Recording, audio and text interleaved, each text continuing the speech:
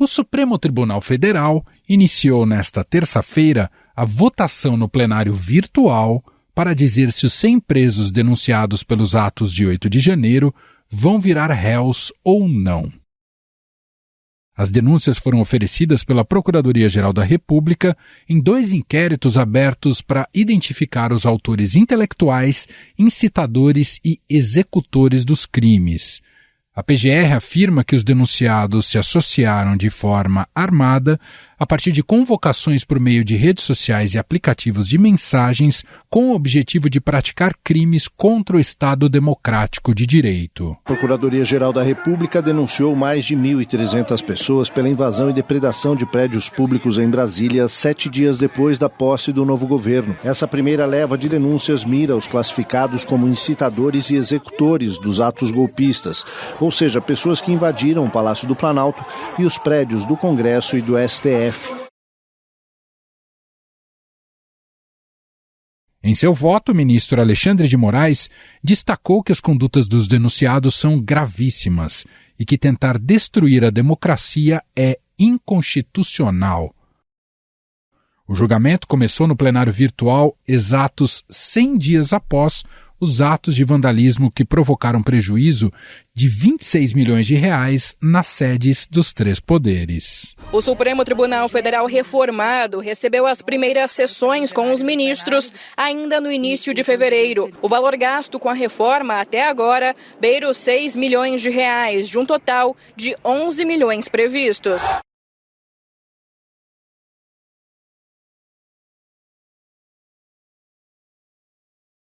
Os ministros do STF têm até o dia 24 para inserirem seus votos no sistema eletrônico da Corte. Mas quem são essas pessoas que estão sendo julgadas e podem virar réus pelos atos de 8 de janeiro? Desde o ataque, a Procuradoria-Geral da República já denunciou 1.390 pessoas por atos antidemocráticos, sendo 239 no núcleo dos executores, 1.150 no núcleo dos incitadores e uma pessoa no núcleo que investiga suposta omissão de agentes públicos.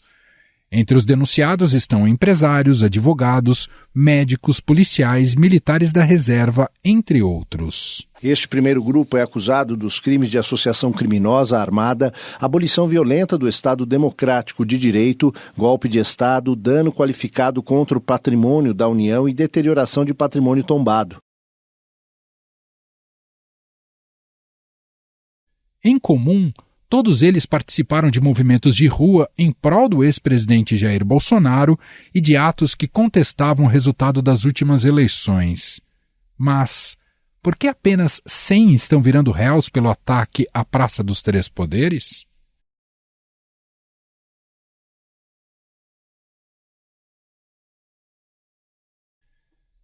Essas são as pessoas que foram reconhecidas através de filmagens ou foram presas pela polícia dentro dos prédios no dia 8 de janeiro. Com uma barra de metal, outro vândalo perfura uma obra de arte do grande pintor brasileiro Di Cavalcanti.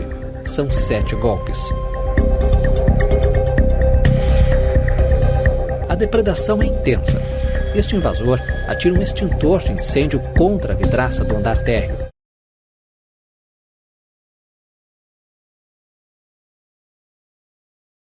Entre os crimes que eles vão responder estão associação criminosa armada, abolição violenta do Estado Democrático de Direito, golpe de Estado, dano qualificado contra o patrimônio da União e deterioração do patrimônio tombado. Com a ação penal aberta, novas provas serão reunidas, como a tomada de depoimentos de testemunhas de defesa e de acusação, além dos interrogatórios dos réus.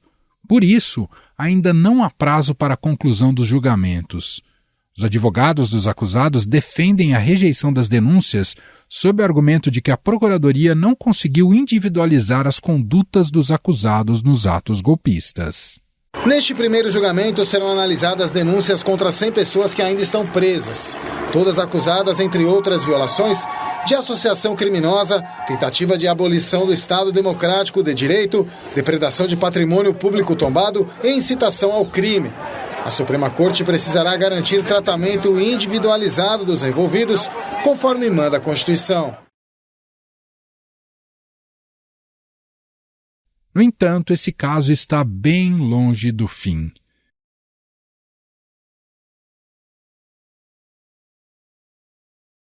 Nesta terça-feira, a Polícia Federal fez buscas em imóveis e cumpriu mandados de prisão de 16 suspeitos de envolvimento nos atos golpistas do dia 8 de janeiro. Os mandados foram cumpridos no Distrito Federal e em 7 estados: Goiás, Minas Gerais, Mato Grosso, Pará, Paraná, Rio de Janeiro e São Paulo. A Polícia Federal deflagrou a 10ª fase da Operação Lesa Pátria, com o objetivo justamente de identificar os participantes dos atos. Eles estão hoje cumprindo 16 mandados de prisão preventiva e 22 de busca e apreensão, 7 estados brasileiros e Distrito Federal. Soma-se a isso a investigação de agentes públicos que contribuíram de forma direta ou indireta para esses atos. Entre eles, o ex-ministro da Justiça, Anderson Torres, que está preso suspeito de ter facilitado o acesso dos bolsonaristas. Anderson Torres perdeu 12 quilos na cadeia. E ele está num quadro, segundo a sua defesa, de apatia e tristeza profunda. Ele está detido há 3 meses. Quem também pode virar alvo das investigações é o ex-presidente Jair Bolsonaro, que seria uma espécie de provocador intelectual dos atos. Ele nega. Nunca saí fora das 4 linhas, alguns me criticam por causa disso, mas nunca saí fora das 4 linhas. Eu lamento o que aconteceu dia 8, é uma coisa inacreditável, infelizmente. Afinal, quais devem ser as consequências desse julgamento? Ele será um marco no combate ao golpismo? Sobre o assunto, vamos conversar com o advogado criminalista e professor da FAAP, Francisco Bernardes. Olá, Francisco, seja muito bem-vindo, tudo bem? Olá, Emanuel, como vai você? É um prazer estar aqui. Também dou o meu olá aqui a todos os ouvintes e conte comigo no que eu puder lhe ajudar. Estou aqui à disposição. Professor, o quanto há de excepcional nesse processo que tornam réus os envolvidos nos ataques golpistas de 8 de janeiro? Essa é uma belíssima pergunta, Emanuel, porque há muito de excepcional aqui, tá? Eu até sou um pouco crítico dessa situação, evidente que sou um crítico talvez em relação a tudo, desde os cretinos atos, aí criminosos atos, vamos usar o termo correto, né? Os criminosos atos golpistas contra aí as sedes dos nossos poderes, mas também a essa competência do Supremo Tribunal Federal. Então, o que eu te levantaria aqui de excepcional, Emanuel? Eu vejo essa competência do Supremo Tribunal Federal, extraída lá do artigo 43 do Regimento Interno do Supremo Tribunal Federal, que começou lá com o inquérito das fake news.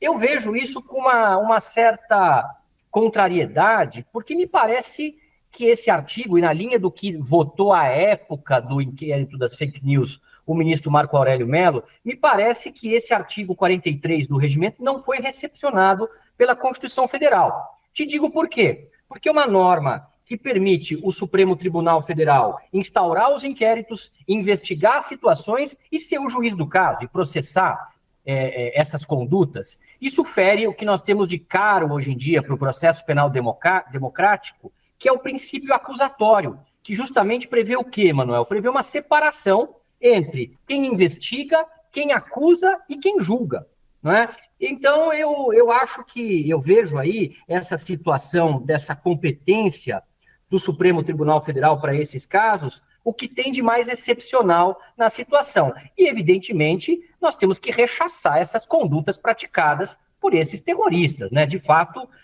não há como se defender algo nesse sentido. Isso tem que ser processado, isso anteriormente tem que ser investigado, processado e julgado. E, professor, também fere o direito à ampla defesa o fato dessa etapa do julgamento que estamos acompanhando se dar no plenário virtual? O STF também errou neste aspecto?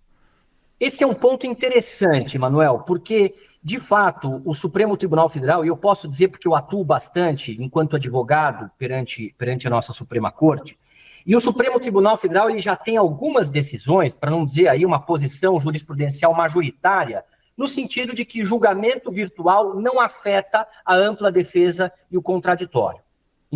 Porque nós temos dentro do julgamento virtual até a possibilidade de gravarmos uma sustentação oral, então há um contraditório, há uma ampla defesa. Agora, pensando na questão até extra-autos, vamos dizer assim, fora do processo, na questão política do caso, me parece que esse seja um julgamento que devesse ter sido feito de forma presencial, para que nós conheçamos, né, para que a sociedade possa justamente analisar, pelo critério da publicidade, analisar o teor das decisões e os debates dos ministros que estão levando ao recebimento dessas acusações perante o Supremo Tribunal Federal. O que é o recebimento da denúncia? Explicando aqui para o nosso ouvinte. É a instauração da ação penal, é o tornar-se réu esses 100 acusados aí de crimes graves, não é? Perfeito. A individualização das condutas é um dos aspectos mais complexos desse processo, professor? A individualização da conduta é um dos aspectos mais complexos em todas as acusações. Então, é uma dificuldade que se impõe ao Ministério Público, é um ônus que ele tem, e é um direito que todo cidadão tem, é um direito até interessante, Emanuel, porque é o direito que o cidadão tem de ser bem acusado. Veja que interessante isso. Todo cidadão tem o direito de ser bem acusado. Então, extrai-se desse direito de ser bem acusado a individualização da sua conduta. Porque é justamente da individualização da sua conduta que nasce a possibilidade de se refutar uma acusação e de se debater o que foi de fato feito. Porque o direito penal, claro que na raiz, é evidente que nós temos aí vários pormenores, mas o direito penal e o processo penal, na raiz, o que é que ele vai olhar?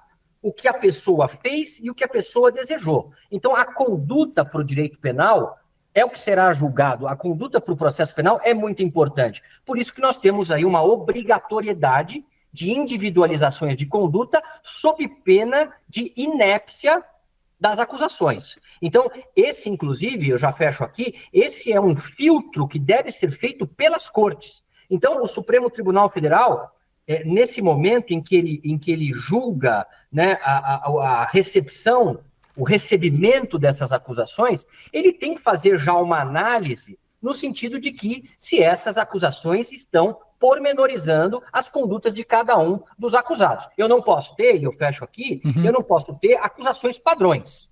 Isto fere o artigo 41 do Código de Processo Penal, isto fere o contraditório, isto fere a ampla defesa, isto fere até o princípio da culpabilidade, ao fim e ao cabo. O que o senhor está nos dizendo é que não é o fato de estar todo mundo junto, reunido ali dentro de um dos 3 poderes, de um dos prédios, isso não configura um crime em lote. Em tese, você precisa ter um conjunto probatório para cada uma daquelas pessoas que foram acusadas, que eventualmente estavam ali na cena do crime. É isso, doutor? É exatamente isso, Emanuel. Eu vou trazer 2 questões interessantes. Da mesma forma que nós temos um princípio republicano vigente no país, de que a lei vale para todos, nós também temos um princípio democrático de que esta lei tem que ser individualizada de acordo com as condições de cada um.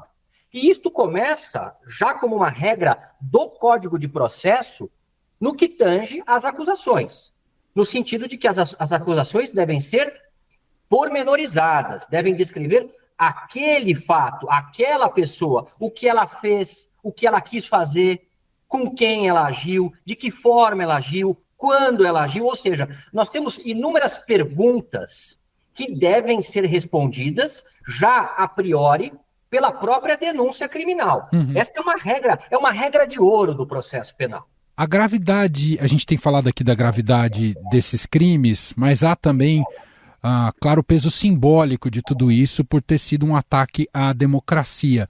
Diante desse cenário, o senhor imagina que, e o fato do próprio Supremo Tribunal Federal ter sido diretamente atingido, professor, isso pode ensejar uma resposta mais rigorosa do Supremo, e aqui eu não estou colocando do ponto elogioso, isso pode levar o Supremo a tomar uma medida mais rigorosa na culpabilidade e punição desses acusados? Eu espero que não, Emanuel. Eu realmente espero que não e quero crer que isso não ocorra. Porque justamente o Supremo Tribunal Federal, quando ele se investe de órgão julgador, ele deve tomar a necessária distância emocional com o fato praticado. Então, justamente, essa é uma das regras do princípio acusatório e da própria necessidade, né, da imparcialidade do juiz. Então, a imparcialidade da corte vai ser verificada em relação à proporcionalidade que ela dê em relação a essas condutas. Professor, em relação à prisão desses acusados, eles devem ser mantidos, eu digo devem no sentido da literatura jurídica, devem ser mantidos presos? Há argumento e base para isso ou eles podem responder em liberdade? Essa é uma pergunta difícil, porque aí, de fato, eu não conheço os autos, né? Eu não posso lhe dizer o que é que está mantendo esses acusados presos. Mas uma coisa eu posso te dizer teoricamente. A prisão, nesse momento, ela é uma prisão cautelar. Ela é exclusivamente uma prisão processual. Ou seja, é uma prisão que existe para a proteção do próprio processo. Então, só se justificaria a prisão desses acusados se por alguma conduta concreta, eles estiverem colocando em risco a aplicação da lei penal ou o próprio funcionamento da justiça e do processo. Então, esses são os requisitos que nós temos lá no Código de Processo Penal, especificamente no artigo 312, que vão fundamentar uma prisão preventiva. Eu só posso ter prisão preventiva quando há uma circunstância concreta que coloque em risco o processo. É claro que nós temos uma brecha no Código de Processo Penal, que é a garantia da ordem pública. Mas a garantia da ordem pública não é eterna. Há que se ter um prazo razoável de duração dessa prisão. Esse é o grande ponto. Eu não posso usar a garantia da ordem pública quando um grave crime ocorre para manter preso um sujeito o processo todo. Porque o que acaba acontecendo, Emanuel? Essa prisão para se garantir o processo ou para se dar uma resposta social, quando se trata da garantia da ordem pública, ela acaba se tornando uma antecipação de pena. E é isso que nós temos que evitar, porque há um princípio maior por trás disso. Há o princípio constitucional da presunção de inocência. Então, nós só podemos ter a prisão com caráter penal após o trânsito em julgado da ação penal, ou seja, após o exaurimento de toda a fase recursal. Então, eu lhe digo o seguinte, para que eles estejam presos com legitimidade, com legalidade, há que se ter concretamente indícios ou mesmo provas de situações que eles colocam em risco o próprio bom andamento do processo. Mas esse já é um dos problemas crônicos do nosso sistema judicial, não é, professor? Em relação à prisão preventiva, né? São os problemas crônicos, justamente são as muletas, não é? Muitas vezes do Poder Judiciário, e são as formas em que o juiz acaba, muitas vezes contaminado com a gravidade do crime, antecipando uma certa pena por intermédio de uma prisão processual. É importante que o nosso ouvinte ele saiba, punir é civilizatório. É importante que nós tenhamos um direito penal efetivo, mais proporcional e ao seu tempo constitucional. As pessoas têm o direito de se defenderem, as pessoas têm o direito de se contraporem à acusação, de demonstrarem ou que não praticaram o fato, ou que o fato não foi daquela forma, ou que não praticaram todos os crimes que são imputados. Esse é o direito de defesa que é tão caro à nossa democracia, que é tão caro à nossa sociedade, como é a segurança. Isso, de alguma maneira, professor, pode vir a respingar no ex-presidente Jair Bolsonaro? Olha, essa é uma leitura que eu tenho dificuldade de fazer, porque seria, de fato, uma leitura de investigação. E eu não tenho contato com esses autos. Então, Perfeito. Nesse ponto, eu realmente me sinto um pouco amarrado aqui para dizer, não quero ser leviano e também não quero chutar aqui uma resposta, porque, de fato, nós teríamos que ter acesso à investigação para dizer se houve condutas, veja, vamos voltar na raiz, condutas. Se houve condutas do ex-presidente a se fomentar ou mesmo a participar desses atos de alguma forma, mesmo que intelectualmente. Aí sim, mas isso tem que estar provado minimamente provado por elementos de convicção, que seja, nos autos da investigação. Quer dizer, o fato dele ser um elemento inspirador dessas pessoas não torna culpado diretamente, não é, professor? Não torna, Emanuel, porque senão, sabe o que acontece? Nós vamos partir para um direito penal do autor. Viram caçar as bruxas, né? Já ouviu essa expressão, direito penal do autor? O direito penal do autor, a gente explica ele, né, traduz ele no sentido de que é um direito penal que pune o sujeito pelo que ele é e não pelo que ele fez. Então, o nosso direito penal democrático, constitucional, é um direito penal do fato. É o que a pessoa fez e não o que a pessoa é. É claro que nós vamos ter alguns elementos de quem é a pessoa, quando da aplicação da pena, nós vamos analisar a pessoa no seu contexto social, mas esse é um momento, depois de reconhecida a sua culpabilidade, de que a pessoa praticou crime. Até então, não o que ela representa, mas o que ela de fato fez. Perfeito. Para a gente fechar, professor, com relação ao tempo que esse processo vai levar, a gente está agora passando por uma das etapas, em relação até julgamento, definição se são culpados ou inocentes, isso ainda deve levar algum tempo, não é, professor? E nem sei se a Suprema Corte tem estrutura para tudo isso de gente que pode se tornar réu. Não, Emanuel, ela não tem essa estrutura. Então, me parece... acredito eu, que ela vai fazer uso, ela vai lançar mão das cartas de ordem. Então, me parece que a Suprema Corte ela vai receber essas denúncias, instaurar o processo, tornar réus estas 100 pessoas e vai determinar que os juízos das suas comarcas, me parece, por meio de cartas de ordem, determinações, realizem toda a instrução processual, todas as audiências e o interrogatório. Me parece que depois, então, de realizada essa fase processual da colheita, da verificação, melhor dizendo, né, da verificação da prova, que isto venha ao Supremo Tribunal para que daí ele julgue. Porque nós estamos falando aqui em 100 acusações, mas de um total de 1.390 pessoas.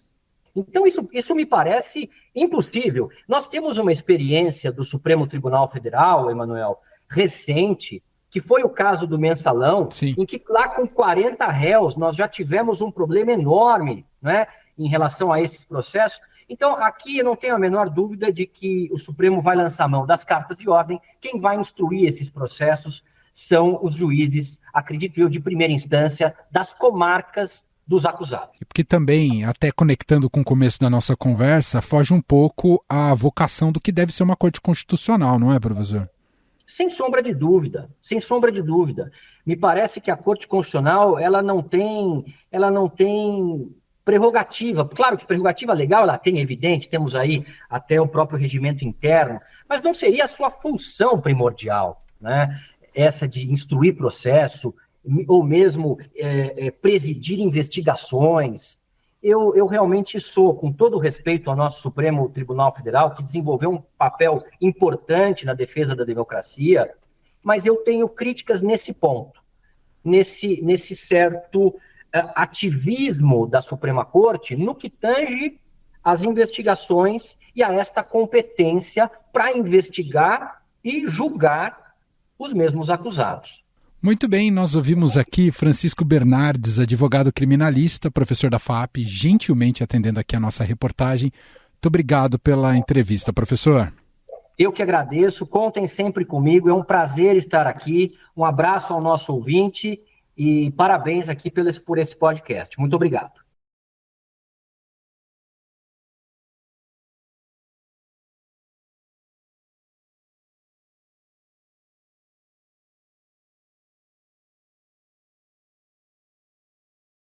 E este foi o Estadão Notícias de hoje, quarta-feira, 19 de abril de 2023.